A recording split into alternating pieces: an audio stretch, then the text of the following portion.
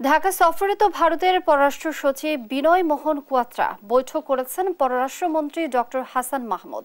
এছাড়া পররাষ্ট্র সচিব মাসুদ বিন মোমেনের দ্বিপক্ষীয় বৈঠকের পর দ্বিপক্ষীয় ব্রিফ করা হবে। এ বিষয়ে জানাতে সরাসরি যুক্ত হচ্ছেন সহকর্মী জান্নাতুল মোহনা। মোহনা যুক্ত হচ্ছেন। মোহনা, ভারতের পররাষ্ট্র সচিবের বৈঠকের বিষয়ে কিছু জানতে পেরেছেন কিনা জানাবেন, সেই সাথে যৌথ ব্রিফ কখন হতে পারে বলে মনে করছেন? ধন্যবাদ লিনিয়া। আর কিছুক্ষণ আগেই কিন্তু পররাষ্ট্র মন্ত্রণালয়ে এসে পৌঁছেছেন ভারতীয় পররাষ্ট্র সচিব বিনয় মোহন কোয়াত্রা, এবং কিছুক্ষণ আগে পররাষ্ট্রমন্ত্রীর সাথে কিন্তু তিনি বৈঠকে বসেছেন। আর এই বৈঠকের পরে কিন্তু পররাষ্ট্র সচিব মাসুদ বিন মোমেনের সাথেও তার একটি বৈঠক অনুষ্ঠিত হবে।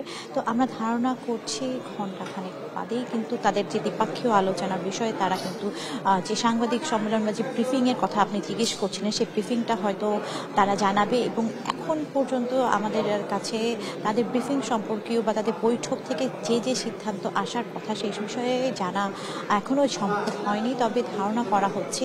আর কিছুদিন পরে যে ভারতের যে সফর, প্রধানমন্ত্রী ভারত সফর নিয়েও তারা আলোচনা করতে পারে। এছাড়া যে দ্বিপক্ষীয় এবং আঞ্চলিক বিভিন্ন চুক্তি, বিশেষ করে তিস্তা পানি বন্টন চুক্তি সহ এবং আমাদের যে সীমান্ত যে হত্যার বিষয়টি, সেই বিষয়ে কিন্তু আলোচনা হতে পারে।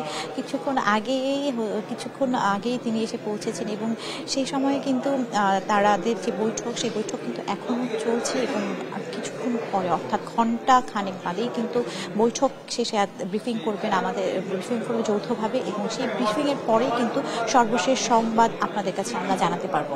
পররাষ্ট্র মন্ত্রণালয় থেকে এই ছিল আমার কাছে সর্বশেষ সংবাদ। লিনিয়া।